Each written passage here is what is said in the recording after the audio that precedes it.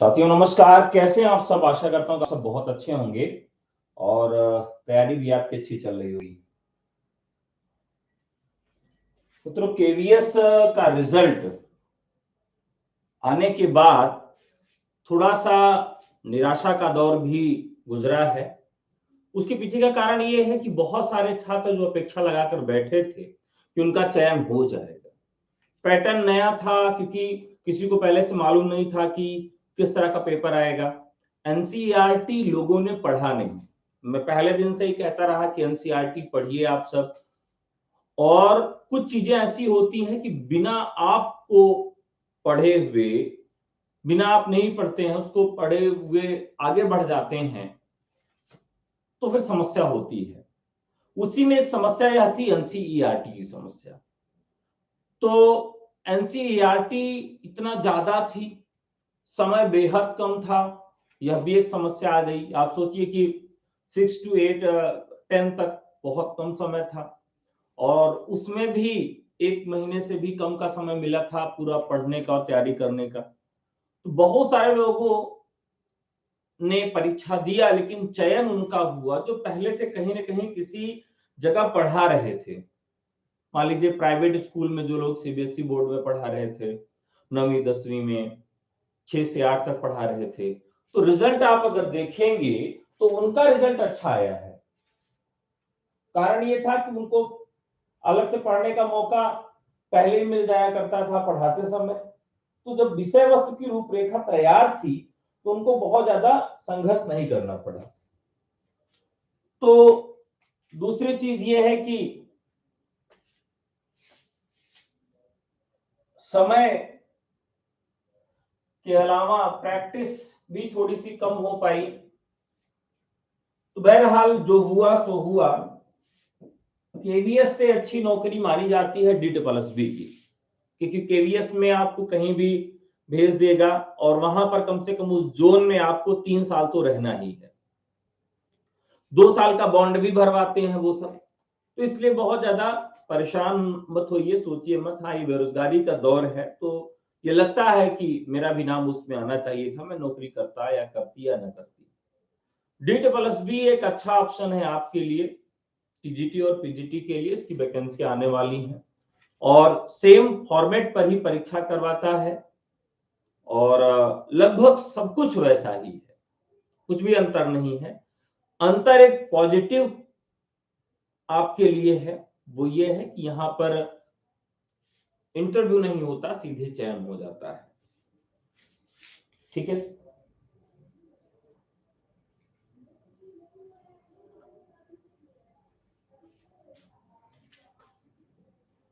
चलिए।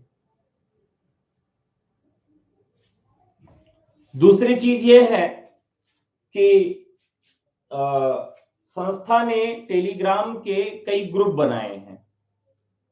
1000 1500 बच्चों के 3 4 ग्रुप हैं। तो कुछ ग्रुप में दूसरे संस्थान के बच्चे घुस घुस जाते हैं और प्रचार प्रसार करने लगते हैं। तो या तो आप सभी जिम्मेदारी उठाइए कि उनको बाहर करिए, और नहीं तो पढ़ाई लिखाई वहां बंद हो जाती जिसकी वजह से प्राइवेसी लगा दी जाती है। तो ग्रुप केवल और केवल पढ़ाई के लिए है, दूसरे संस्थाओं के प्रचार के लिए नहीं है। लेकिन अब हम क्या कर सकते हैं। बहरहाल चलिए शुरुआत करते हैं। तो आज का जो मुद्दा है वो ये है कि अभी तक हम लोगों ने जितने भी इतिहास ग्रंथ पढ़े हैं, जिनकी भी परिचर्चा इस कक्षा के माध्यम से हमने की है, उसमें the modern vernacular literature of Hindustan, Mishra Bandhu Vinod, Hindi साहित्य का इतिहास 1929 रामचंद्र शुक्ल, और हिंदी भाषा और साहित्य 1930 हम लोग करेंगे।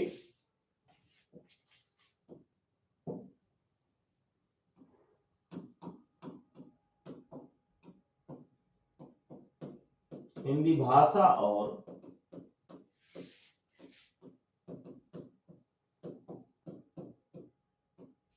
साहित्य।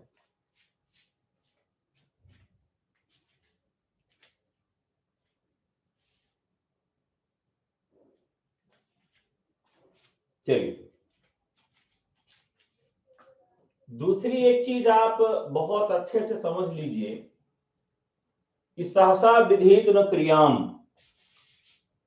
सहसा विधित न क्रियाम, अगर कोई कार्य बहुत जल्दी कर रहा है, बहुत जल्दी हो जा रहा है, चाहे वो पहली नजर का प्यार हो, चाहे कम समय में कोर्स पूरा हो जाए, कोई भी काम अगर जल्दबाजी में किया गया है तो पूरी संभावना रहती है कि वो सफल नहीं होगा।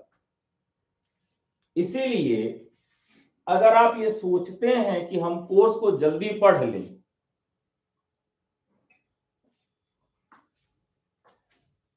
और कोई कोर्स को बहुत जल्दी पढ़ा दे रहा है, दोनों स्थितियों में समस्या है। ठीक है, कोर्स को जल्दी पढ़ा के खत्म करने का केवल एक ही ऑप्शन होता है कि यहां पर कुछ भी न लिखाया जाए, खड़े होके लेक्चर देके और आपको नोट्स प्रोवाइड करवा दिया जाए, तब 2-3 महीने में कोर्स खत्म हो जाएगा। ऐसे भी पढ़ाया जाता है, जैसे मान लीजिए आज पढ़ा रहे हैं और कल एग्जाम की डेट आ गई कि 15 दिन बाद या 1 महीने बाद पेपर है, तो टीचर फिर ऐसे ही करता है कि कुछ ना कुछ यहां से प्रोवाइड करवा दिया जाए।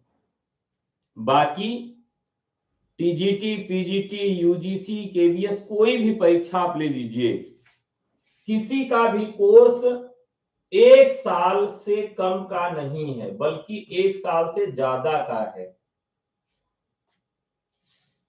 कोई भी कोर्स आप ले लीजिए, तो अगर आप इससे पहले पढ़ रहे हैं, पढ़ा रहे हैं, तो मतलब उतना ज्यादा एफर्ट भी डालिए। अगर उतना ज्यादा एफर्ट आप डालने के योग्य हैं तो पढ़ भी सकते हैं 3 महीने में। 3 महीने में पूरा कोर्स खत्म कर सकते हैं, लेकिन ईमानदारी से 7 या 8 घंटे आपको पढ़ना पड़ेगा। ईमानदारी से अगर 3 महीने 7 या 8 घंटे आप पढ़ लीजिए, कोई भी कोर्स हो खत्म हो जाएगा। लेकिन आपके पास इतना पढ़ने का समय नहीं आपके पास, तो फिर नहीं हो पाएगा, निश्चित तौर पर हो ही नहीं पाएगा। बहरहाल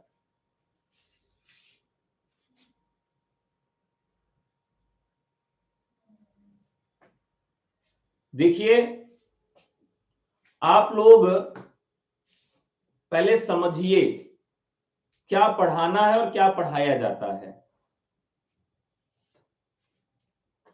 हिंदी साहित्य का इतिहास के विषय में नहीं पढ़ा रहा हूं मैं, हिंदी साहित्य के इतिहास का परिचय दे रहा हूं मैं।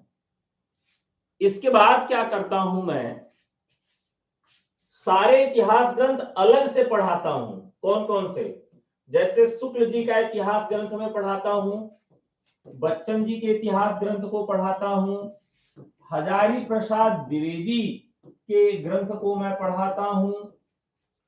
ठीक है, तो ये 3 ग्रंथ तो पढ़ाता ही पढ़ाता हूं। और ऐसे नहीं, रामचंद्र तिवारी के ग्रंथ को पढ़ाता हूं,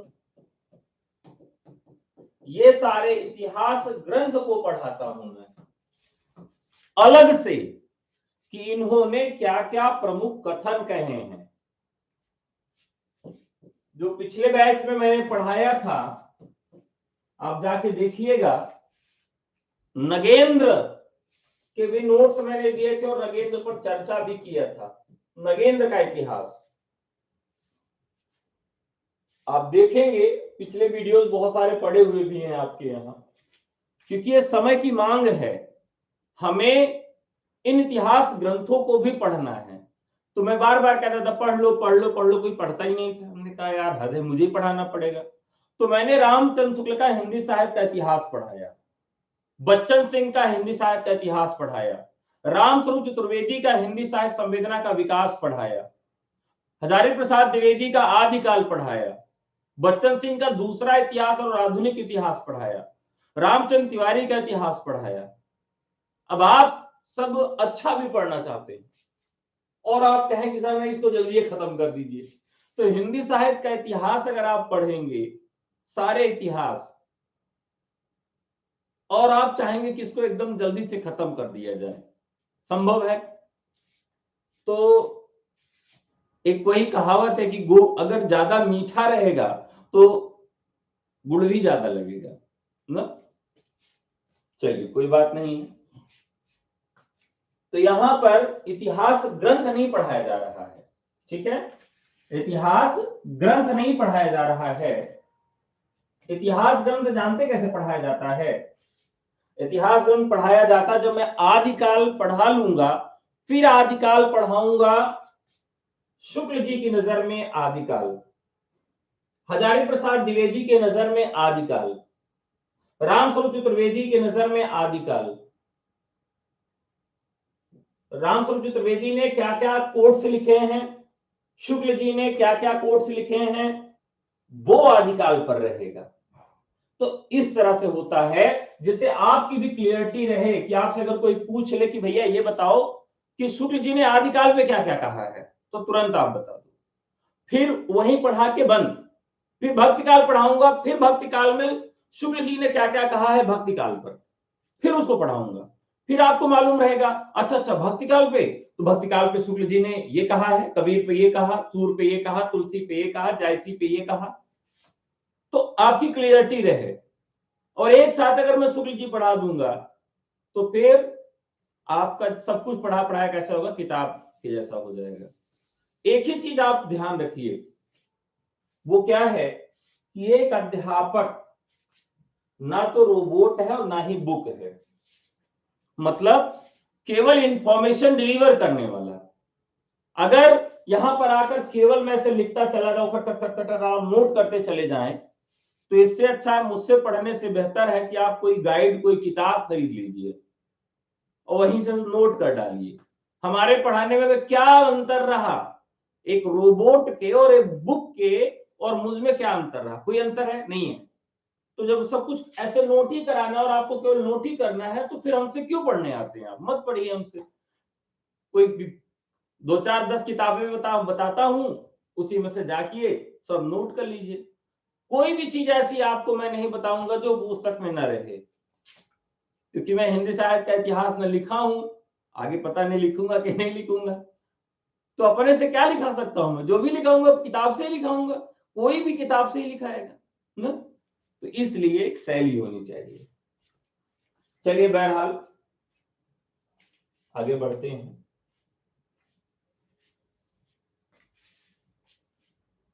तो यहां पर हम इतिहास ग्रंथों की सूचनाएं दे रहे हैं कि कौन कौन से इतिहास ग्रंथ लिखे गए हैं और किस तरह से लिखे गए हैं।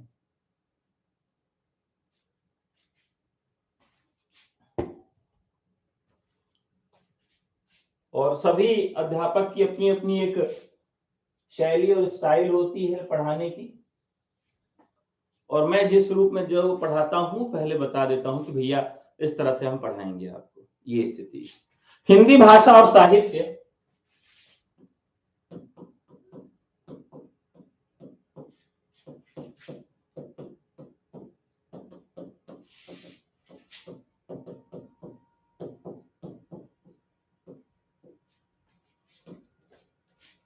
हिंदी भाषा और साहित्य,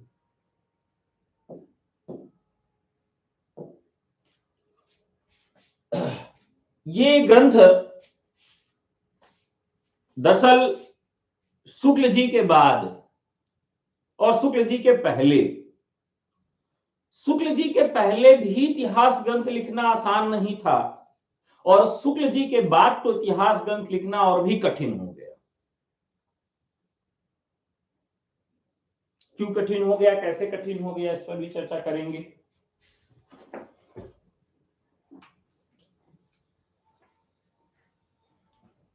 अब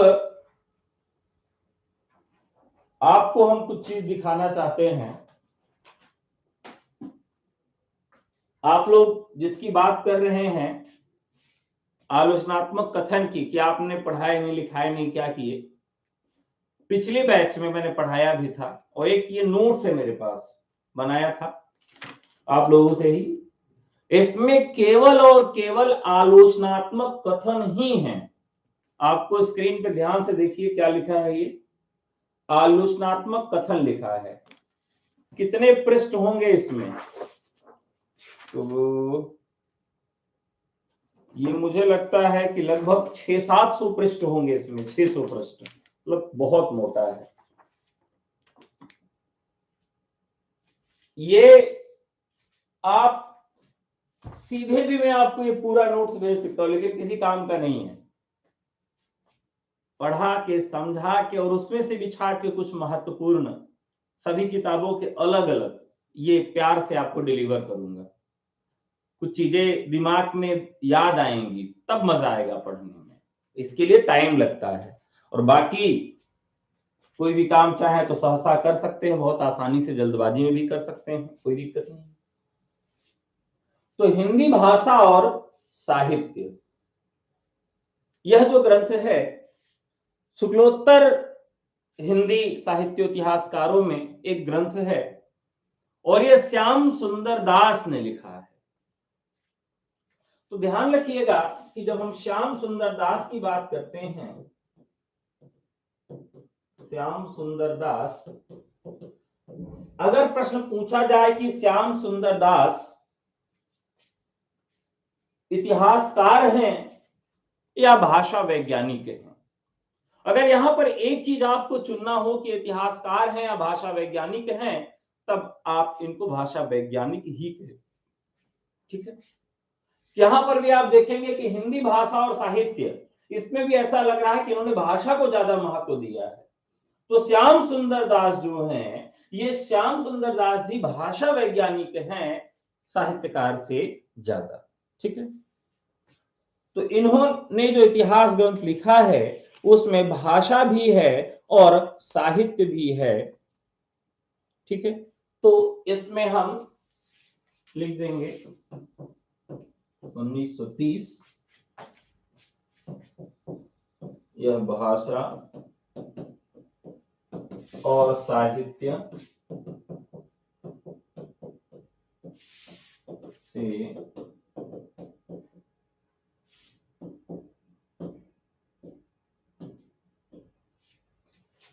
संबंधित ग्रंथ है।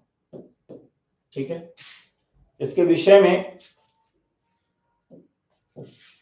बहुत खास आगे जानकारी रखने के लिए जरूरत नहीं है। हाँ, इनके कथन कुछ आपसे पूछे जाते हैं, तो उन कथनों पर हम थोड़ी सी चर्चा करेंगे, लेकिन बाद में करेंगे। ठीक है, तो इसके बाद और भी इतिहास ग्रंथ हैं और ग्रंथकार हैं जिन पे थोड़ी सी चर्चा हम लोगों को करनी है। अगला ग्रंथ है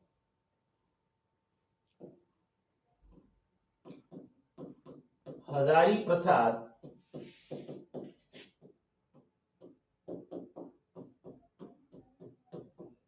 द्विवेदी। सभी इतिहासकार किसी न किसी विशेषज्ञता को लेकर चलते हैं। हजारी प्रसाद द्विवेदी की अगर आप बात करते हैं तो उनका इतिहास ग्रंथ जो है और उनकी दृष्टि जो है वह आदिकाल पर ज्यादा प्रवीण है। भक्तिकाल में भी प्रवीणता है उनको, लेकिन अगर उनकी विशेषज्ञता आप देखेंगे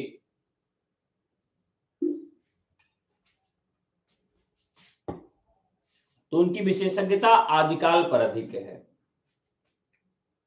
एक तो हिंदी साहित्य के इतिहास पर समग्र उन्होंने पुस्तक लिखा है और एक पुस्तक उनकी केवल आदिकाल पर है। और आदिकाल में उन सारी चीजों को इन्होंने महत्व दिया जिसको शुक्ल जी ने छोड़ दिया था। शुक्ल जी भी बनारस हिंदू विश्वविद्यालय से संबंधित हैं, द्विवेदी जी भी वहीं से संबंधित हैं। शुक्ल जी ने जो एक परंपरा चलाई, एक कहावत है, उसका संस्कृत में रूप तो मुझे नहीं याद आ रहा है, हिंदी में उसका रूप याद आता है कि जो गुरु है वो दो लोगों से हारना चाहता है। हो सकता सकता है कि आपने ये कहावत सुनी हो, आप लोग जानते हैं किससे हारना चाहता है? तो जो गुरु है, जो शिक्षक है, वह दो लोगों से हारना चाहता है, और दो लोगों से हारने में उसको सबसे ज्यादा खुशी होती है। जानते हैं, एक तो होता है शिष्य और एक होता है पुत्र। दो लोगों से वो चाहता है कि वो हार जाए। क्यों चाहता है? क्योंकि जिस दिन वो हारेगा, इसका मतलब है कि वह शिष्य, वह उसका पुत्र उससे आगे निकल गया है। तो ये सार्थकता है उसकी। मैं भी चाहता हूं कि मैं जो पढ़ाता हूं उससे आप अधिक सीख जाएं, अधिक जान जाएं। ये मेरे लिए सबसे बड़ी खुशी की बात होती है। तो वास्तव में जो एक परंपरा चली हिंदी साहित्य के इतिहास में, उसमें उसके आगे भी लोगों ने सोचा और लिखा। शुक्ल जी ने जो भी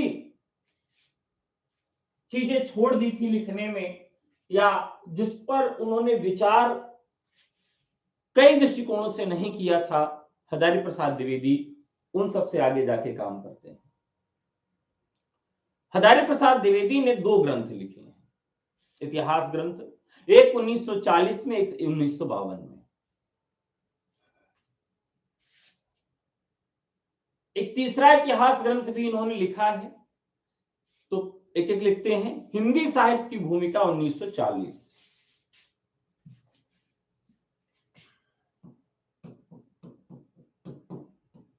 हिंदी साहित्य की भूमिका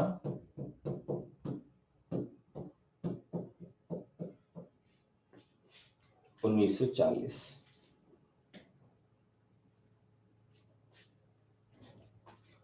हिंदी साहित्य की भूमिका एक ग्रंथ है 1940 में। हिंदी साहित्य उद्भव और विकास,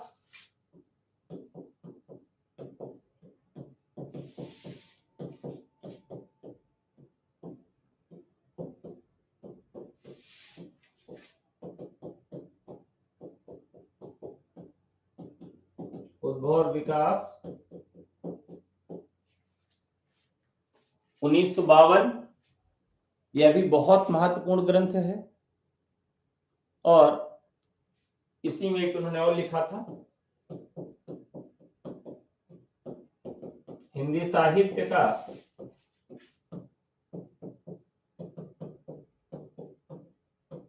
आदिकाल। ये भी 1952 का ग्रंथ है। अगर आप आदिकाल को समझना चाहते हैं, आदिकाल में एक दृष्टि बनाना चाहते हैं, तो हिंदी साहित्य का आदिकाल यह ग्रंथ बहुत महत्वपूर्ण हो जाता है। जब मैं आपको तैयारी करना बताता हूं कि कौन कौन सी किताबें आपको पढ़नी चाहिए, कौन सी किताबें आपको लेनी चाहिए, बहुत कम ही लोग पुस्तकें बताते हैं, क्योंकि वो डरते हैं कि मैं जो पढ़ाता हूं या जो मैं पढ़ाऊंगा जहां से, अगर वो किताब छात्रों के पास आ गई, प्रतियोगियों के पास आ गई, तो मेरी दुकान बंद हो जाएगी। डरते हैं लोग। लेकिन मुझे लगता है कि अब इतने सयाने हैं आप, सभी स्तर पर आ गए हैं कि आपको सब मालूम होना चाहिए।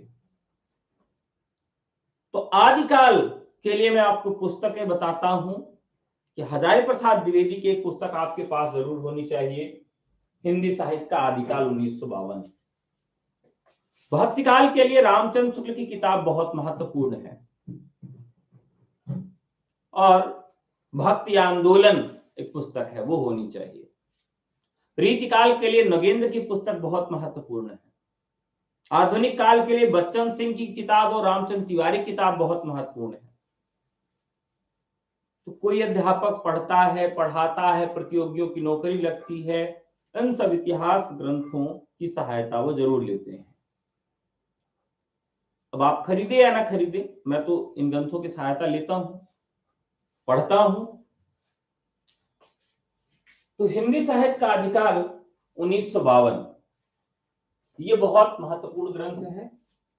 और कई बार ऐसा हुआ है कि इन इतिहास ग्रंथों का क्रम भी पूछा गया है। तो क्रम में पहले भूमिका लिखी जाती है, फिर उसका विकास होता है, तब आदिकाल लिखा जाता है। ऐसे आप याद करेंगे कि पहले भूमिका लिखी गई, फिर उसका विकास हुआ और फिर आदिकाल लिखा गया। क्योंकि आप यूजीसी नेट में देखेंगे तो सीक्वेंस लगाने के प्रश्न बहुत पूछे जाते हैं। तो सीक्वेंस वाले प्रश्नों में भूमिका, विकास और आदिकाल ये रहना चाहिए आपके पास।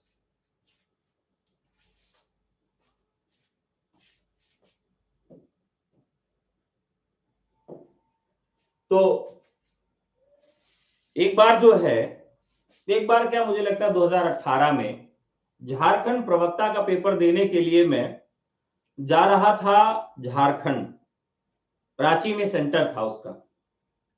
तो ट्रेन में एक शख्स मिले, इलाहाबाद से हम लोग बैठे, तो ट्रेन में ही बहुत सारे बच्चे मिले। एक शख्स उसमें ऐसा मिला कि लोगों ने उंगली करके कहा कि अरे शुक्ला जी देखिए ये बहुत विद्वान है और इनको पूरा वस्तुनिष्ठ हिंदी रटी है। 2-3 वस्तुनिष्ठ किताबें उन्होंने हिंदी के लिए रखी थी और रटी थी। 2-4 चीजें उनसे पूछी गई, उन्होंने पृष्ठ सहित उसका जवाब दे दिया। मैं तो एकदम दंग रह गया। हम कहे अरे भाई ये तो बहुत रटन तो तोता है, पूरा रटा था वस्तुनिष्ठ हिंदी, और बहुत कॉन्फिडेंस में था और बहुत ही गर्व के साथ बातचीत कर रहा था। हमने कहा यार इसका तो सिलेक्शन कहीं भी पढ़ेगा हो जाएगा, लोग कह रहे थे। रिजल्ट आया तो उनका नहीं हुआ था। रिजल्ट जब आया तो उनका हुआ ही नहीं था। क्यों नहीं हुआ था? क्योंकि झारखंड का जो पैटर्न था वो बहुत अच्छा था, वस्तुनिष्ठ वाला नहीं था। जितने लोगों ने किताबें पढ़ी थी, किताबी ज्ञान जिसके पास था उसका उसका चयन हुआ, और जिसको केवल वस्तुनिष्ठ और ये रटंतु ज्ञान था उसका झारखंड में न तो टीजीटी में हुआ न पीजीटी में हुआ। मेरा भी झारखंड प्रवक्ता में चयन हो गया, बहुत सारे लोगों का हुआ, और जितने भी रटने वाले लोग थे किसी का नहीं हुआ। उनको बहुत ज्ञान था, बहुत कुछ रट रखा था, नहीं हुआ। तो एक जमात तैयार की जा रही है रटने वाले छात्रों की। तो मैं आपसे यही कहूंगा किताबें भी पढ़िए और चीजों को समझने का प्रयास करिए, केवल रट के आगे न बढ़िए, तब जाके चयन होगा। क्योंकि कंपटीशन बहुत ज्यादा बढ़ता जा रहा है, गहरा होता जा रहा है, मजबूत होता जा रहा है। अब इस इतिहास के विषय में जो सबसे खास बात है, हिंदी साहित्य का आदिकाल बहुत महत्वपूर्ण है। हजारी प्रसाद द्विवेदी वह प्रथम इतिहासकार है जिन्होंने रामचंद्र की अनेक मान्यताओं, धारणाओं और उनके पुख्ता प्रमाणों के आधार पर खंडन किया, अपनी मान्यताएं स्थापित की। हजारी प्रसाद द्विवेदी ने हिंदी साहित्य को इस्लाम प्रवेश की प्रक्रिया या हारी हुई जाति की कुंठा के रूप में न देखकर पूर्ववर्ती परंपरा के सहज विकास के रूप में देखा। अभ्रंश एवं लोक भाषा का साहित्य हिंदू राज्यकाल में सर्वथा उपेक्षित था। इस संबंध में द्विवेदी जी ने यह तस्वीर भी साफ की कि मुसलमानों के आगमन से पूर्व भी हिंदू राजाओं के दरबार में उन्हें गौरवपूर्ण स्थान प्राप्त था। दो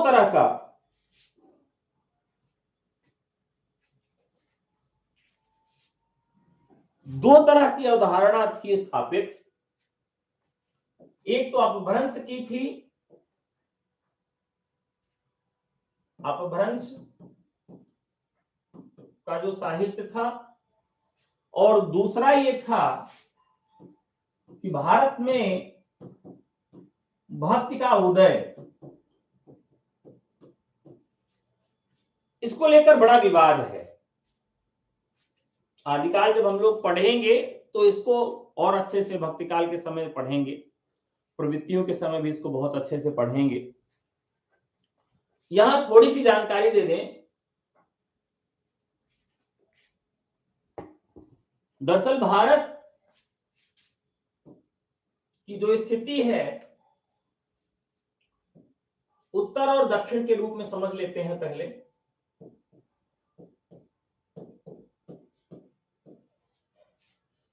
ये जो दक्षिण का क्षेत्र है भारत का, ये बहुत समृद्ध है।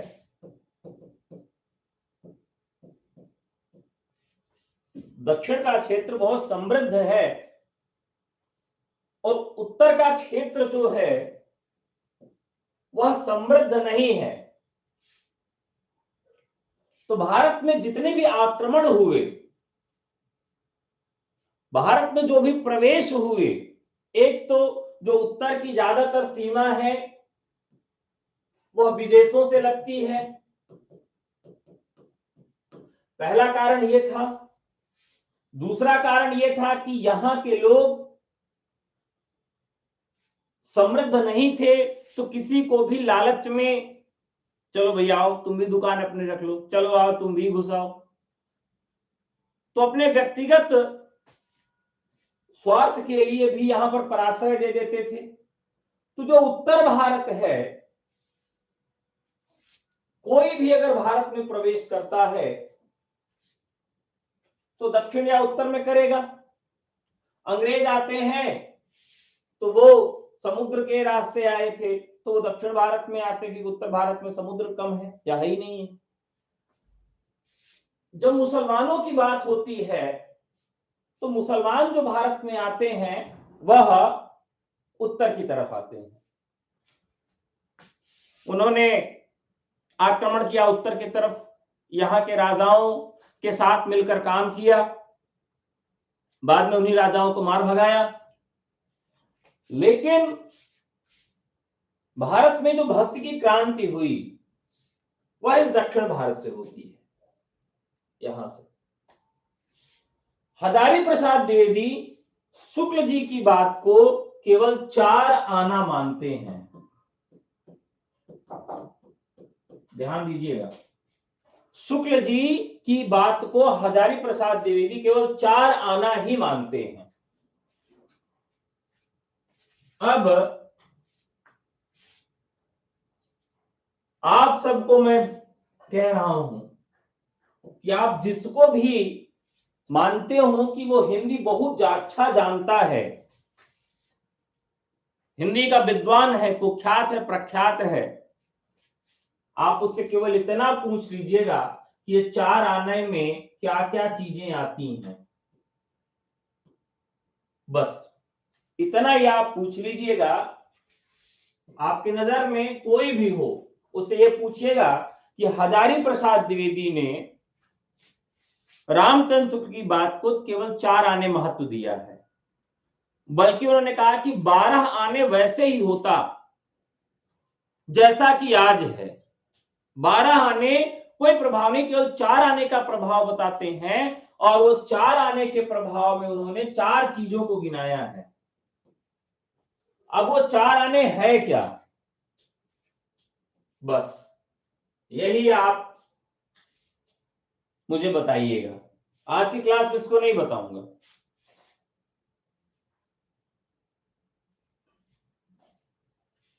आप ढूंढिएगा, हो सकता है आप भी जानते हो, थोड़ा सा प्रयास करिएगा, फिर अगले क्लास में इसकी चर्चा होगी जब आदिकाल पढ़ाने लगूंगा तब।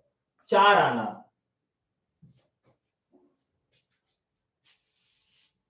चलिए आगे बढ़ते हैं।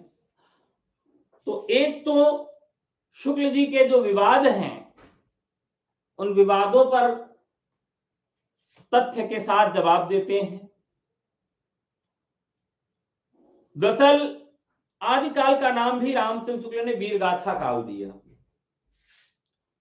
वीर रस की प्रधानता के आधार पर। लेकिन जैसे ही द्विवेदी जी आते हैं, उन्होंने उसके पीछे जो रचनाएं जिन रचनाओं का उल्लेख किया था उन्होंने सारी रचनाओं को दरकिनार कर दिया। कैसे दरकिनार किया? अब मान लीजिए एक रचना का उदाहरण आपको देता हूं मैं, पृथ्वीराज रासो। पृथ्वीराज रासो, इस ग्रंथ के विषय में आप सब मुझे बताइए कि क्या शुक्ल जी ने इस ग्रंथ को प्रामाणिक माना है या नहीं माना है। एक चीज मुझे पहले बता दीजिए कि क्या शुक्ल जी ने इस ग्रंथ को प्रामाणिक माना है या नहीं माना है।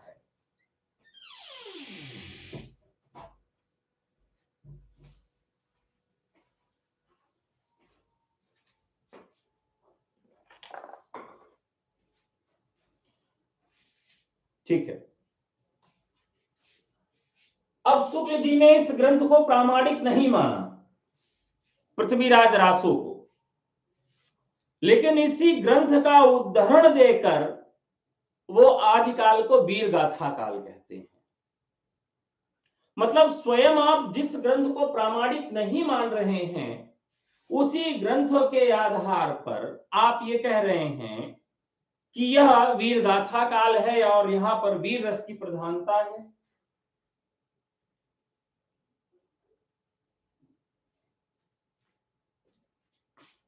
तो इसका मतलब यह हुआ कि आपकी बात में सत्यता नहीं है।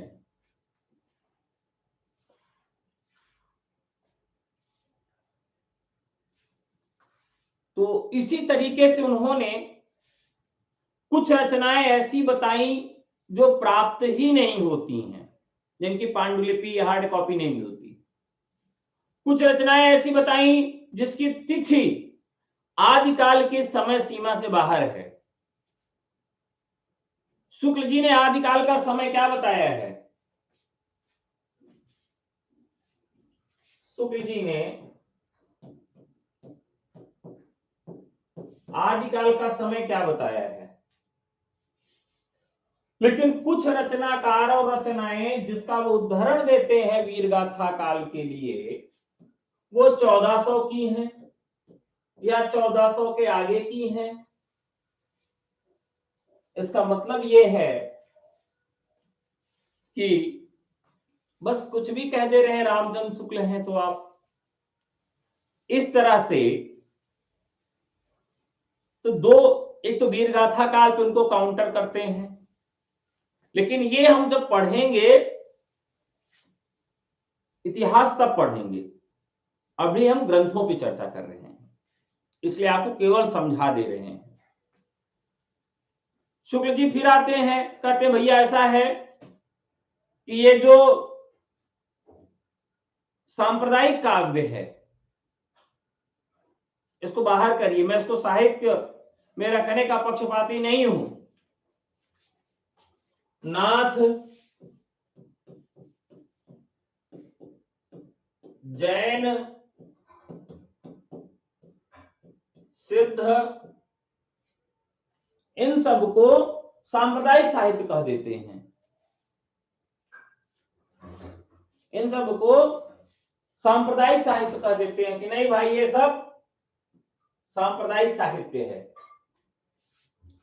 और इतिहास ग्रंथ में देखेंगे तो बहुत ही कम कक्षा, बहुत ही कम पेजेस में समाप्त कर दिया उन्होंने।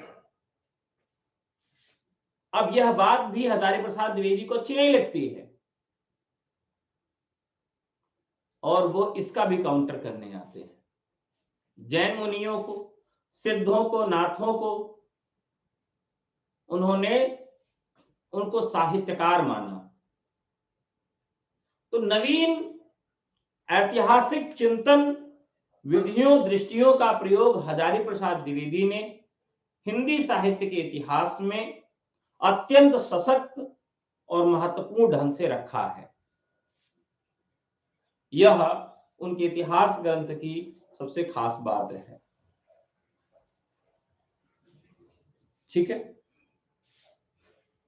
अब कुछ आप कहेंगे कि इन इतिहास ग्रंथों के विषय में थोड़ा सा डीप बता दीजिए, तो चलिए डीप बता देते हैं।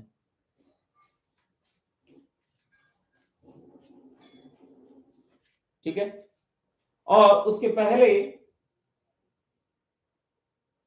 कुछ और इतिहास ग्रंथ आपको बता देते हैं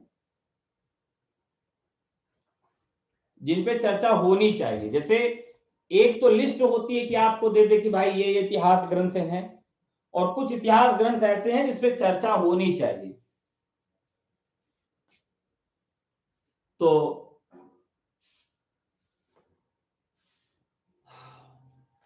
इतिहास ग्रंथों में और कौन कौन से इतिहास ग्रंथ हैं? हजारी प्रसाद द्विवेदी ने कोई स्वतंत्र इतिहास ग्रंथ नहीं लिखा। मतलब अगर तीनों इतिहास ग्रंथों को उनको देखेंगे तो शुद्ध इतिहास की श्रेणी में वह ग्रंथ नहीं आते हैं। विश्व भारती के गैर हिंदी भाषी साहित्यिक जिज्ञासुओं को हिंदी साहित्य से परिचित करवाने हेतु जो व्याख्यान दिए उन्हें संशोधित परिवर्धित कर हिंदी साहित्य की भूमिका नामक ग्रंथ को तैयार कर दिया गया। दरअसल द्विवेदी जी बहुत दिन तक बंगाल भी रहते हैं, और बंगाल हिंदी से अछूता है। तो वहां पर वो विश्व भारती जो विश्वविद्यालय है, वहां गैर हिंदी भाषी साहित्यिक जो जिज्ञासु थे हिंदी से, उनको परिचित कराने के लिए बहुत सारी व्याख्याएं दी थी। ठीक है, तो आप लिख सकते हैं विश्व भारती में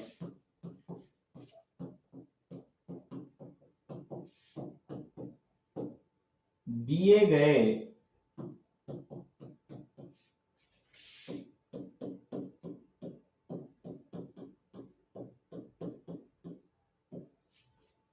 विश्व भारती में दिए गए व्याख्यान को संशोधित कर दिया गया, परिवर्धित कर दिया गया, और फिर को ही हिंदी साहित्य की भूमिका के रूप में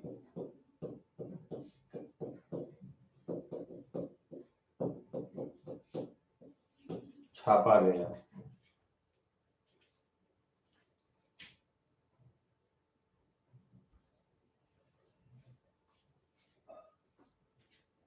ठीक है, तो जो उन्होंने विश्व भारती में व्याख्यान दिए थे उसे हिंदी साहित्य की भूमिका के रूप में ही लाकर छापा गया था। ठीक है, तो ये उसकी एक महत्वपूर्ण खासियत थी।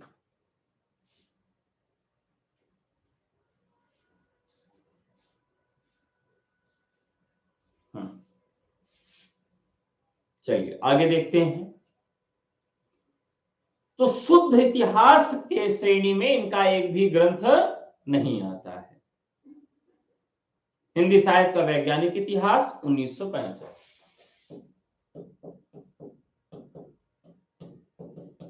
हिंदी साहित्य का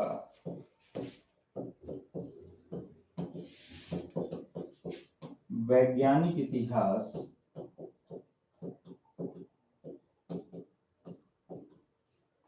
1965। किसका है? गणपति चंद्र गुप्त का है। ठीक है,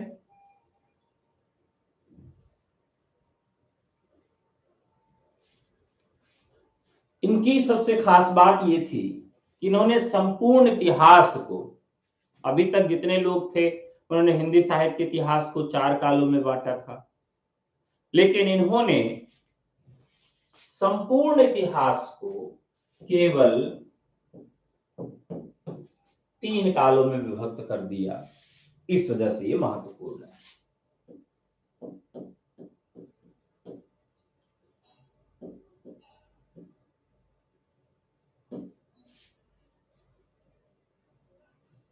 तो देखिए यहां पर इनका जो सबसे चर्चित है, इन्होंने किस काल को क्या नाम दिया है, प्रारंभिक काल। ये कई बार पूछा गया, मैंने इसको याद भी करा दिया है आपको एक ट्रिक के माध्यम से।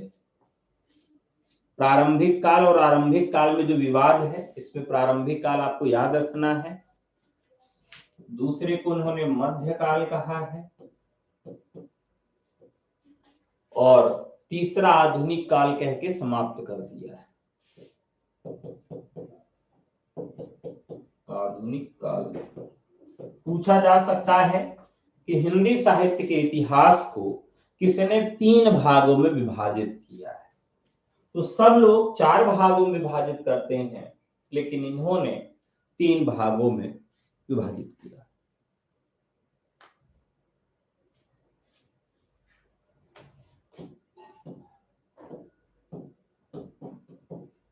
हिंदी साहित्य का इतिहास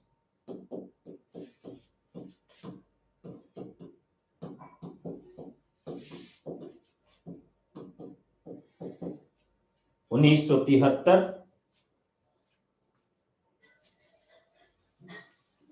अब ध्यान रखिएगा किसके संस्थापक हैं और संपादक हैं।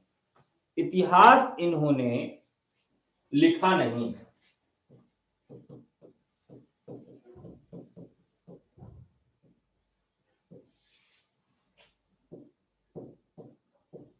डॉक्टर हरदयाल और डॉक्टर नगेंद्र, ठीक है, ये दोनों लोगों ने मिलकर काम किया था।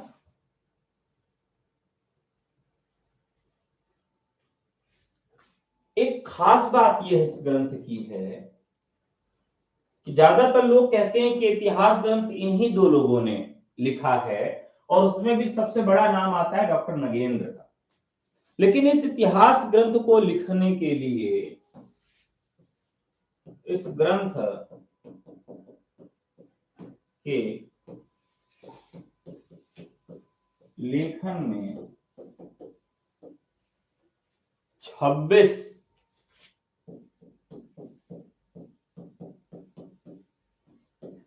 विद्वानों का सहयोग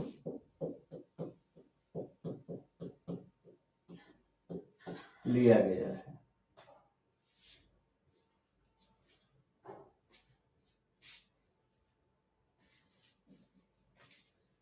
ठीक है, इस ग्रंथ के लेखन में 26 विद्वानों का सहयोग लिया गया है। तो स्वयं तो वो लिख ही रहे हैं, लेकिन उसके साथ साथ 26 विद्वानों का सहयोग भी इसमें लिया गया है। हेलो, हाँ जी, जी जी, हाँ हाँ, 444 जी।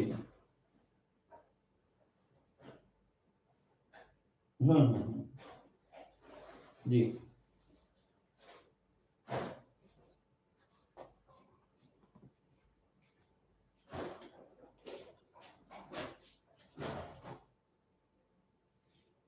क्या बता दें प्रीति जी को?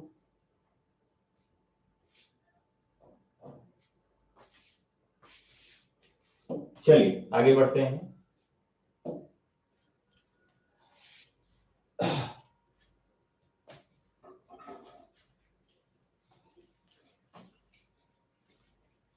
अब अगला इतिहास ग्रंथ है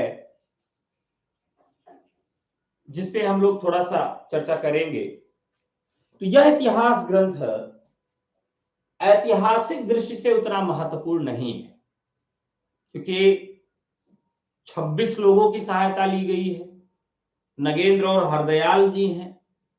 तो ऐतिहासिक दृष्टि से तो यह ग्रंथ अच्छा नहीं है, लेकिन तथ्य की दृष्टि से यह ग्रंथ अच्छा माना जाता है। हिंदी साहित्य और संवेदना का विकास, हिंदी साहित्य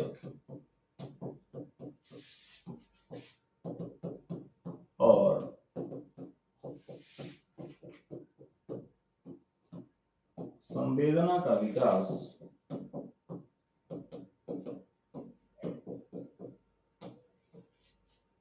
1986 बहुत महत्वपूर्ण ग्रंथ है।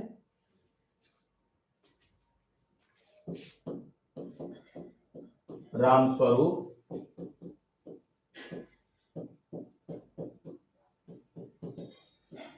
चतुर्वेदी। यह ग्रंथ इतना महत्वपूर्ण क्यों है? क्योंकि इस ग्रंथ पर 1996 में व्यास सम्मान, इस ग्रंथ पर 1996 में व्यास सम्मान दिया गया है।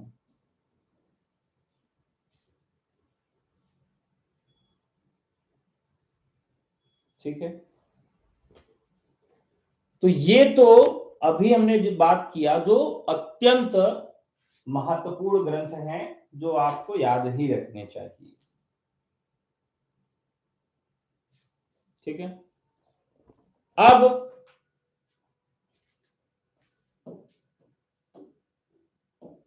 इसके अलावा और भी इतिहास ग्रंथ है, लेकिन उनकी केवल एक एक लाइन में हम लोग चर्चा कर लेंगे। अब सबसे पहले इतिहास ग्रंथ की कुछ और विशिष्ट चर्चा हम लोग करेंगे। गारसाद तासी।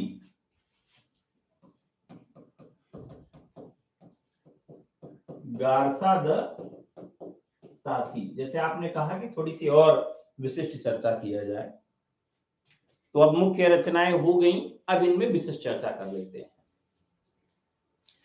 ये तो पहला लिखित इतिहास ग्रंथ है और इसमें एक प्रश्न पूछा जाता है कि वर्णाक्रम में है, वर्णानुक्रम में है। लेकिन यहां एक प्रश्न यह बनता है कि यह वर्णानुक्रम किस भाषा का है? अंग्रेजी भाषा का है, फ्रेंच भाषा में लिखा गया फ्रेंच भाषा का है, या हिंदी भाषा का वर्णानुक्रम यहां पर दिखाया गया है? बताइए। प्रश्न पूछा भी जा चुका है ये।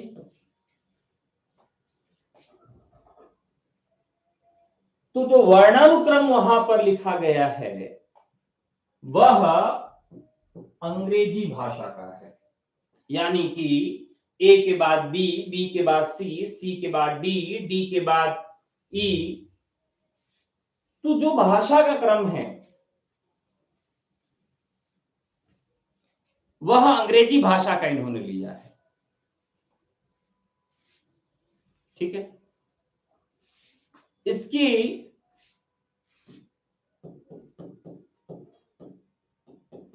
चौदह पृष्ठ की भूमिका है।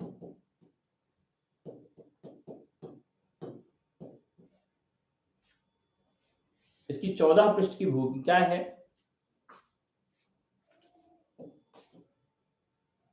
इसे प्रधान कवियों का जीवनी ग्रंथ भी कह सकते हैं।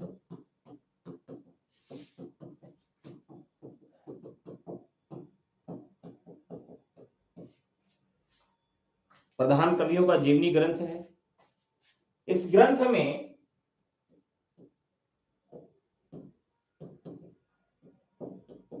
काल विभाजन नहीं है, इस वजह से ये इतिहास की श्रेणी में नहीं रखा जाता है।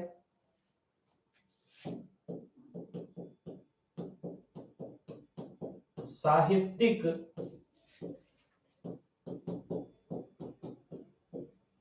प्रवृत्तियों पर चर्चा नहीं मिलती, अर्थात इन्होंने अपना कोई पर्सनल व्यू, व्यक्तिगत समावेशन इस इतिहास में इनका नहीं है। ठीक है, यहां से बहुत चर्चित प्रश्न है जो पूछा जाता है इस इतिहास ग्रंथ को लेकर, वो ध्यान से आप लोग याद रखिएगा। इस तो बाद दरा लिखतुर एंदुई एंदुई और हिंदुस्तानी, ये दो शब्द, एंदुई और हिंदुस्तानी शब्द का प्रयोग उन्होंने किसके लिए किया है? तो एंदुई के लिए उन्होंने हिंदुई यानी हिंदुस्तानी का मतलब उनके लिए हिंदी था।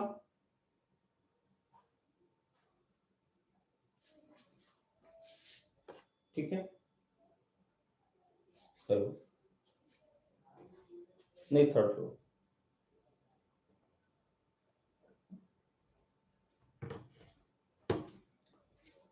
तो उन्होंने हिंदुई के लिए हिंदी और हिंदुस्तानी यानी कि हिंदुस्तानी इसके लिए उर्दू के लिए इसको प्रयुक्त किया है, इसके लिए प्रयुक्त किया है, इसे उर्दू के लिए प्रयुक्त किया है। ठीक है, तो यह इस ग्रंथ की खास बात है। तो चलिए आज के लिए इतना ही। 2-3 दिन से थोड़ा एसी में प्रॉब्लम थी, तो अभी सर्विस के लिए आ गए हैं, तो थोड़ा सा देख लें जिससे आगे की कक्षाएं बाधित न हो। बाकी आज रात को पब्लिक क्लास लेंगे प्रैक्टिस सेशन की, तो उसमें आप सब लाइव रहिएगा प्रैक्टिस में। ठीक है, तो आज के लिए इतना ही, धन्यवाद।